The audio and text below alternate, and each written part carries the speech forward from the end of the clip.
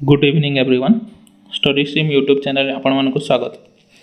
आजिकार ये वीडियो आम देखा शब्द और शब्दर विभाग शब्द कौन और तार केतेगुड़ी सब विभाग रही से गुड़िक विषय आम पढ़ा और लास्ट आम किसी एमसीक्यू डिस्कसन करवा जोटा एग्जाम ओरिएंटेड रहिबो। तो चलतु देखा स्टार्ट करवा आज वीडियोटी। रूप बा पदर आधार होची शब्द। जो रूप पद होची तार आधार होची शब्द। जो उच्चारण दृष्टि भाषार प्रथम आधार होची ध्वनि और अर्थ दृष्टि प्रथम आधार होची शब्द। जो उच्चारण दृष्टि प्रथम भाषार प्रथम आधार कौन? उच्चारण दृष्टि भाषार जो प्रथम आधार होची ताहा ध्वनि और अर्थ दृष्टि जा प्रथम आधार होची ताहा शब्द। शब्द क्या? शब्द कौन? अर्थबोधक एक बा एकाधिक वर्ण को शब्द कहती। जमी कौन गोटे वर्ण भी होता जदि किसी अर्थ प्रकाश करुथिबो और किसी जदि केते गुड़िए दुई बा ताठारु अधिक जदि किसी वर्ण मिसी कौन शब्द प्रकाश करिथिबो तेबे ताहा शब्द हबो, ताहाकु शब्द कहवा। जेमिति तल उदाहरण आम देखा माँ, यह कौन एक गोटे वर्ण जहाँ किसी अर्थ प्रकाश करुच्ची। जेमिति जननी, जमी आ गोटे देखिले क ताहा जेमिति जल को बुझाऊँची, से गुड़ाक सबू एक शब्द जहाँ किसी अर्थ प्रकाश करुचंती से गुड़ाक होउचंती शब्द। जेमिति अहि, कमल, आकाशवाणी एगुड़ाक कौन किछि गुड़िए वर्ण मिसी किछि अर्थ प्रकाश करती। जेमिति अहि बुझाऊँ साप को बुझाऊँ, कमल जहाँ किछि वर्ण मिसी जमी पद्म को बुझाऊँगी, आकाशवाणी जो अच्छी जहाँ किछि शब्द मिसी बेतार किछि वर्ण मिसी जहाँ बेतार वार्ता को बुझाऊँ। एमिति गोटे बा एकाधिक वर्ण मिसी जदि किछि अर्थ प्रकाश करुथिबे ताहाकु आमे शब्द कहिबा। यदि अर्थहीन वर्ण बा वर्म समष्टि शब्द नहीं। जमी कि जदि कौन गोटे सेमती यदि एक वर्ण थी किसी अर्थ प्रकाश कर जमी आ गोटे किसी वर्ण थी जहाँ किसी अर्थ प्रकाश करूँ से गुड़ाक शब्द नहीं। जमी ड अच्छी ड कि तार किसी अर्थ ना तार किसी माने ना, तेणु से गुड़ाक एक शब्द नुहे। जमी टनप, मम, मप एगुड़ाक कौन एगुड़ाक किसी अर्थ ना, तेणु यही वर्ण समष्टि गुड़ाक जहाँ अच्छी युड़ाक सब शब्द नुहंती, को शब्द कहने। जमी किसी जदि गोटे बा ता दुई रु बा ततोधिक वर्ण मिसी जदि किसी शब्द प्रकाश करेंगे तेबे ताहाको आमे शब्द कहवा। किसी अर्थ प्रकाश करेंगे जदि किसी अर्थ प्रकाश करेंगे ताहाको आमे शब्द बोली कहवा नहीं। शब्द विभाग व्याकरण कार्यकारिता दृष्टिकोण शब्द मानकर विभिन्न वर्गीकरण करा जाय थाए। कार्यकारिता को छाड़देले शब्द को मुख्यतः दुई वर्ग में विभक्त कराए, यथा रचना भित्तिक और इतिहास भित्तिक। जदि आम जदि व्याकरण कार्यकारिता को छाड़देवा तेबे ताहाकु दुई भाग में विभक्त करा जाय परिबो, यथा रचना भित्तिक इतिहास भित्तिक ए दुई भाग में ताकु विभक्त करा जाय परिबो। इतिहास भित्ति शब्द को दुई भाग में विभक्त करा जाय, यथा काल आधारित और उत्स आधारित। जमी इतिहास भित्ति जदि आम व्याकरण को दुई भाग विभक्त करवा तेबे ताहा दुई भाग में विभक्त करा जाय थाए, यथा कौन कौन सेटा से गुड़िक है काल आधारित और उत्स आधारित यही दुई भाग में ताकू विभक्त करा जाय थाए। काल दृष्टि आम देखिले शब्द को प्राचीन युगीय, मध्ययुगीय, आधुनिक युगीय यही तीन भाग में ताकू विभक्त करा जाय थाए काल दृष्टि। और उत्स दृष्टि शब्द को चारि भाग में विभक्त करा जाय, से गुड़िक कौन कौन तत्सम, तद्भव, देशज और वैदेशिक यही चारि भाग में ताकू विभक्त करा जाय थाए। कौन कौन इतिहास भित्ति जदि आम शब्द को देखा ताहाको कौन को भाग में विभक्त करें, ताहाको दुई भाग में विभक्त कराए। कौन कौन से गुड़िक है काल आधारित और उत्स आधारित ये दुई भाग में विभक्त कराए। और जदि काल दृष्टि देखा आम शब्द को प्राचीन युगीय, मध्ययुगीय, आधुनिक युगीय ये तीन भाग में विभक्त कराए। और उत्स दृष्टि देखिले शब्द को आम चारि भाग में विभक्त करिथाउ। कौन कौन तत्सम, तद्भव, देशज, वैदेशिक यही चारि भाग में ताकू आमे भाग कर चारि भाग में ताकू विभक्त कर। तो चलते देखीदे युड़ाक सब कौन कौन अच्छी। तत्सम शब्द, तत्सम शब्द कौन आम व्यवहार करुवा जो संस्कृत शब्द गुड़िक जदि अविकल संस्कृत शब्द गुड़िक आम जो व्यवहार करूँ ताहाकू तत्सम शब्द कह जाए। जो शब्द गुड़िक संस्कृत शब्द सहित समान था ताहाकू तत्सम शब्द बोली आमे कहिथौ। तत्समर अर्थ कौन ତାହା ସହିତ ବା ସଂସ୍କୃତ ସହିତ ସମାନ। ତତ୍ସମର ଅର୍ଥ ହେଉଛି ତାହା ସହିତ ବା ସଂସ୍କୃତ ସହିତ ସମାନ। ତେଣୁ ସଂସ୍କୃତ ଶବ୍ଦ ସହିତ ଯେଉଁଗୁଡ଼ିକ ସମାନ ଥାଏ, ଯେଉଁ ଅବିକଳ ତାପରି ହେଇଥାଏ, ସେଗୁଡ଼ିକୁ ଆମେ ତତ୍ସମ ଶବ୍ଦ ବୋଲି କହୁଥାଉ। ତଲ କିଛି ଉଦାହରଣ ଦେଖିଦେବା ଆମେ। ତତ୍ସମ ଶବ୍ଦ ଗୁଡ଼ିକ କ'ଣ? ଯେମିତି ଅନଳ, ସାଗର, ପର୍ବତ, ସୁଖ, ଦୁଃଖ, ନଦୀ, ଗୃହ, ମେଘ, ଏଗୁଡ଼ାକ ସବୁ କ'ଣ? ଏଗୁଡ଼ାକ ସବୁ ତତ୍ସମ ଶବ୍ଦ। ଆଉ ଏଇସବୁ ଶବ୍ଦ ଗୁଡ଼ାକ ସଂସ୍କୃତ ଶବ୍ଦ ସହିତ ସମାନ। ଆଉ ଯେଉଁ ତତ୍ସମ ଶବ୍ଦ ଗୁଡ଼ିକ ରହିଛି ତାକୁ ସାଧୁ ବା ମାର୍ଜିତ ଶବ୍ଦ ବୋଲି ଆମେ କହିଥାଉ। କ'ଣ? ଯେଉଁ ତତ୍ସମ ଶବ୍ଦ ଗୁଡ଼ାକ ତାକୁ ଆମେ ସାଧୁ ବା ମାର୍ଜିତ ଶବ୍ଦ ବୋଲି ମଧ୍ୟ କହିଥାଉ। ଏବେ ଆମେ ଦେଖିବା ତଦ୍ଭବ ଶବ୍ଦ।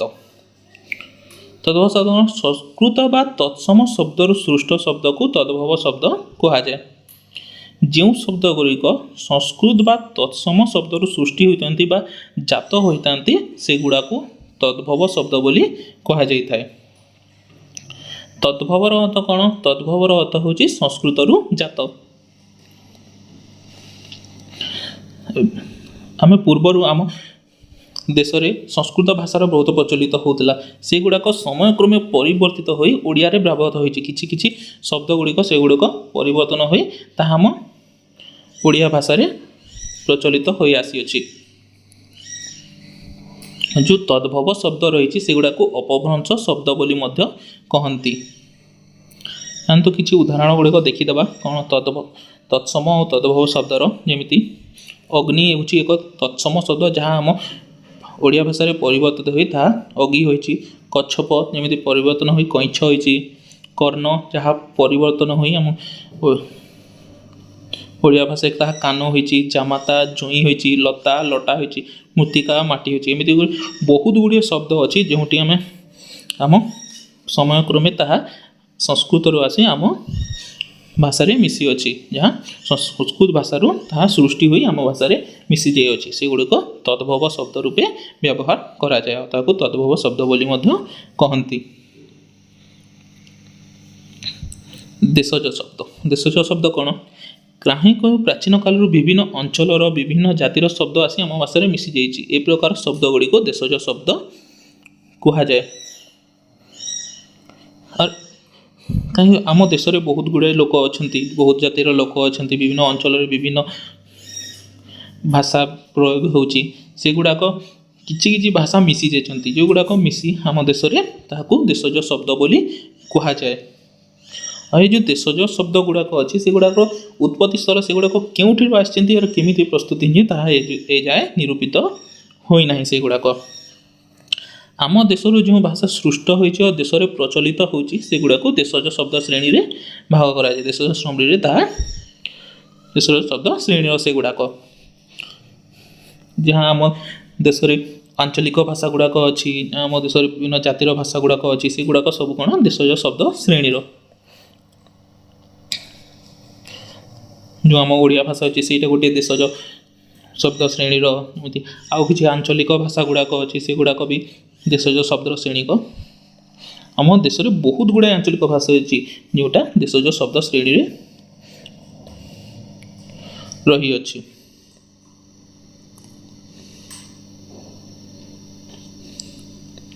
ଚାଲନ୍ତୁ କିଛି ଉଦାହରଣ ଗୁଡ଼ିକ ଦେଖିଦେବା ଦେଶଜ ଶବ୍ଦର କ'ଣ କ'ଣ? ଯେମିତି ଅଝଟ, ଅଣ୍ଟା, ଅଳିଆ, ଅରୁଆ, କଣ୍ଢେଇ, କରଡ଼ା, ଖଡ଼ୁ, ଖୋଇ, ଗିନା, ଗାଡ଼ିଆ, ଏଗୁଡ଼ାକ ସବୁ କ'ଣ? ଏଗୁଡ଼ାକ ସବୁ ହେଉଛି ଦେଶଜ ଶବ୍ଦ ଶ୍ରେଣୀର। ଗୁଡ଼ିକ ଦେଶଜ ଶବ୍ଦ ଭାବରେ ଆମ ଭାଷାରେ ବ୍ୟବହୃତ ହୋଇ ଆସୁଅଛି। ବୈଦେଶିକ ଶବ୍ଦ। ବିଦେଶୀ ଶାସନ, ବୈଦେଶିକ ବାଣିଜ୍ୟ, ଧର୍ମ ପ୍ରଚାର ମାଧ୍ୟମରେ ଏହି ଶବ୍ଦ ଗୁଡ଼ିକ ଓଡ଼ିଆ ଭାଷାରେ ପ୍ରବେଶ କରିଅଛି। ଯେମିତି ବିଦେଶୀ ଶାସନ, ଆମ ପୂର୍ବରୁ ଆମ ଦେଶରେ ବହୁତ ଗୁଡ଼ାଏ ଇଂରେଜ ମାନେ, ପର୍ତ୍ତୁଗୀଜ ମାନେ, ଯେମିତି ପାର୍ସୀ ମାନେ ଆସି ଆମ ଦେଶରେ ଶାସନ କରିଛନ୍ତି। ଆଉ ଆମ ପୂର୍ବରୁ ଆମ ଦେଶରେ ବାଣିଜ୍ୟ କାରବାର ଯେଉଁ ଥିଲା ବହୁ ଭାବରେ ହେଉଥିଲା ଓ ଧର୍ମ ପ୍ରଚାର ପାଇଁ ବହୁତ ଲୋକେ ଆସୁଛନ୍ତି। ସେଗୁଡ଼ିକ ମାଧ୍ୟମରେ ଯେଉଁ ଶବ୍ଦ ଗୁଡ଼ିକ ଆମ ଓଡ଼ିଆ ଭାଷାରେ ମିଶୁଛି ଆଉ ପ୍ରବେଶ କରୁଛି ସେଗୁଡ଼ିକୁ କ'ଣ? ବୈଦେଶିକ ଶବ୍ଦ ବୋଲି ଆମେ କହୁଛେ।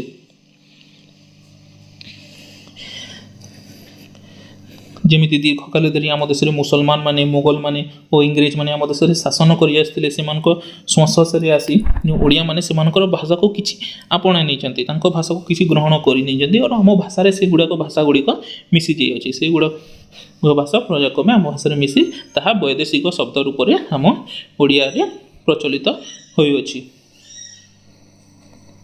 ଯେମିତି ବିଜ୍ଞାନର ଏବେ ଦ୍ରୁତଗତି ଅଗ୍ରଗତି ହେଉଛି, ଯେମିତି ଉଦ୍ଭାବନ ଗୁଡ଼ାକର ଚାଲିଅଛି, ସେଗୁଡ଼ାକ ପାଇଁ କିଛି କିଛି ଆମେ ନୂତନ ଭାଷାକୁ ଗ୍ରହଣ କରିଅଛୁ, ଯାହା ଆମ ଭାଷାରେ ମିଶି ଯାଇଅଛି। ସେଗୁଡ଼ିକୁ ଆମେ ବୈଦେଶିକ ଶବ୍ଦ ରୂପେ ବ୍ୟବହାର କରୁଛେ।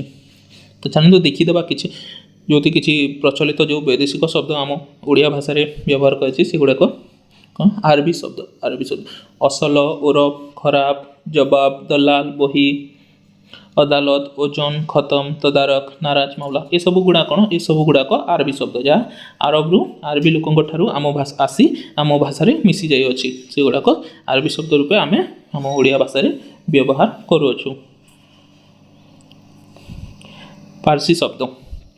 ପାର୍ସୀ ଶବ୍ଦ ଗୁଡ଼ାକ କ'ଣ? ଅଙ୍ଗୁର, ଖପା, ତାରିଖ, ବଗିଚା, ସୌଦାଗର, ଆମଦାନୀ, ଗରିବ, ତଲାସ, ବରଫ, ରୁମାଲ, କଲମ, ଗୁମାନ, ଦର୍ଜି, ଏସବୁ ଗୁଡ଼ାକ କ'ଣ? ଏଗୁଡ଼ା ସବୁ ପାର୍ସୀ ଶବ୍ଦ, ଯେଉଁଟା ପାର୍ସୀ ଲୋକଙ୍କ ଠାରୁ ଆସି ଯେଉଁମାନେ ଆମେ ଶାସନ କରୁଥିଲେ ତାଙ୍କଠାରୁ ଆମେ କିଛି ଶବ୍ଦ ଗ୍ରହଣ କରି ନେଉଛୁ, ଯେଉଁଗୁଡ଼ାକ ଆମ ଓଡ଼ିଆ ଭାଷାରେ ମିଶି ଯାଉଅଛି। ଆଉ ସେଗୁଡ଼ାକ ଆମେ ଆମ ଆଧୁନିକ ଓଡ଼ିଆ ଭାଷାରେ ଆମେ ବ୍ୟବହାର କରୁଛେ। ତୁର୍କୀ ଶବ୍ଦ।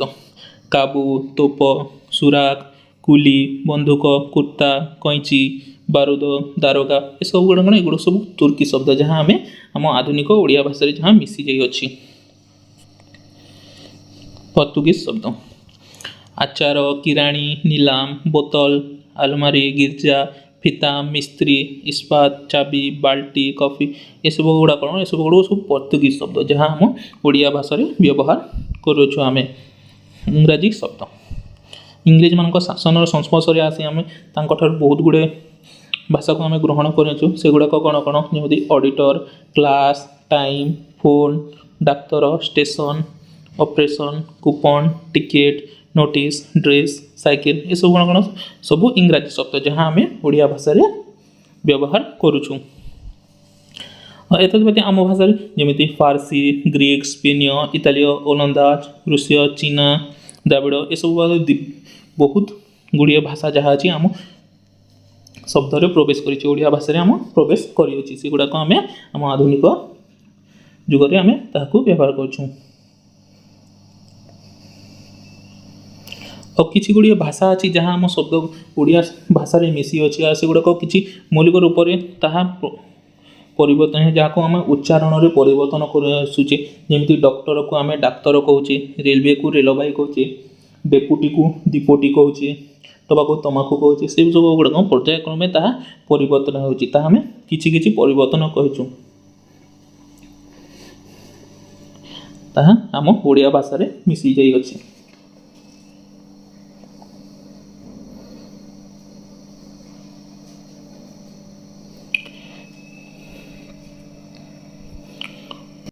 ତ ଦେଖିବା କିଛି ଗୁଡ଼ିଏ MCQ, ଯେଉଁଟା ଆମ ଏକ୍ଜାମ୍ ଓରିଏଣ୍ଟେଡ୍ ଇମ୍ପୋର୍ଟାଣ୍ଟ MCQ ଗୁଡ଼ାକ, ତାକୁ ଆମେ ଦେଖିଦେବା। କେଉଁ ଶବ୍ଦ ଗୁଡ଼ିକୁ ସାଧୁ ବା ମାର୍ଜିତ ଶବ୍ଦ କୁହାଯାଏ? ତତ୍ସମ ଶବ୍ଦ ଯାହା ଅଛି, ତତ୍ସମ ଶବ୍ଦ ଗୁଡ଼ିକୁ ସାଧୁ ବା ମାର୍ଜିତ ଶବ୍ଦ ବୋଲି କୁହାଯାଏ। ନିମ୍ନଲିଖିତ ମଧ୍ୟରୁ କେଉଁଟି ଏକ ତତ୍ସମ ଶବ୍ଦ? ମାଟି, କାନ, ନଦୀ, ନଈ। ନିମ୍ନମାନଙ୍କ ମଧ୍ୟରୁ କେଉଁଟି ଏକ ତତ୍ସମ ଶବ୍ଦ? ନଦୀ। ଏହାର ସଠିକ୍ ଉତ୍ତର ହେଉଛି ନଦୀ। ନଦୀ ହେଉଛି ଏକ ତତ୍ସମ ଶବ୍ଦ। ଅର୍ଥବୋଧକ ଏକ ବା ଏକାଧିକ ବର୍ଣ୍ଣକୁ କ'ଣ କହନ୍ତି? ବାକ୍ୟ, ଶବ୍ଦ, ପଦ ଆଉ ବାକ୍ୟାଂଶ। ଙ୍କ ମଧ୍ୟରୁ କାହାକୁ ଯେଉଁ ଶବ୍ଦ ଅର୍ଥବୋଧକ ଏକ ବା ଏକାଧିକ ବର୍ଣ୍ଣକୁ ଶବ୍ଦ ବୋଲି କହନ୍ତି? ଏହାର ସଠିକ୍ ଉତ୍ତରଟି ହେଉଛି ଶବ୍ଦ। ନିମ୍ନଲିଖିତ ମଧ୍ୟରୁ କେଉଁ ଶବ୍ଦଟି ସଂସ୍କୃତ ଭାଷା ସହିତ ସମାନ? ଯେଉଁ ତତ୍ସମ ଶବ୍ଦଟି ହେଉଛି ତାହା ସଂସ୍କୃତ ଭାଷା ସହିତ ସମାନ। ନିମ୍ନଲିଖିତ ମଧ୍ୟରୁ କେଉଁଟି ଏକ ଦେଶଜ ଶବ୍ଦ? ଚାଉଳ, ଗହମ, ଘିଅ, ମାଟି, ଏସବୁ ଶବ୍ଦମାନଙ୍କ ମଧ୍ୟରୁ କେଉଁଟି ହେଉଛି ଏକ ଦେଶଜ ଶବ୍ଦ? यार सठिक उत्तरटी हूँ चाउल। चाउल हूँ एक देशज शब्द। उत्स दृष्टि शब्द को केते भाग में विभक्त कर उत्स दुटी शब्द को चारि भाग में विभक्त कर कौन कौन हूँ तत्सम तद्भव देशज और वैदेशिक यही चारि भाग में शब्द को विभाग करा टिकेट क्यों भाषार शब्द अटे? टिकेट जो हूँ इंग्राजी शब्द अटे। संस्कृत सृष्ट शब्द को कौन कह जाए? संस्कृत सृष्ट शब्द को तद्भव शब्द बोली कह जाए। जहाँ तत्सम संस्कृत सृष्टि होता है ताको तद्भव शब्द बोली कह जाए। निम्नलिखित मध्य क्योंटी एक तद्भव शब्द नुहे? कोमल काठ घी माटी एमान मध्य क्योंटी एक तद्भव शब्द नुहे? कोमल कोमल हूँ एक तद्भव शब्द नुहे। कोमल एक तत्सम शब्द तेणु कोमल एक तद्भव शब्द नुहे। दारोगा शब्दटी क्यों भाषारू आम भाषा को आसी? दारोगा शब्दटी अच्छी ताहा तुर्की भाषारू आम भाषा को आसी अछि तेणु दारोगा एक तुर्की भाषा अटे। आज एतिकी जदि आपण मानको वीडियोटी भल लगे तेबे ताको लाइक करंतु शेयर करंतु आम चैनल को सब्सक्राइब करंतु एमिति वीडियो आपण सबुदिन पाई परिबे। Thank you.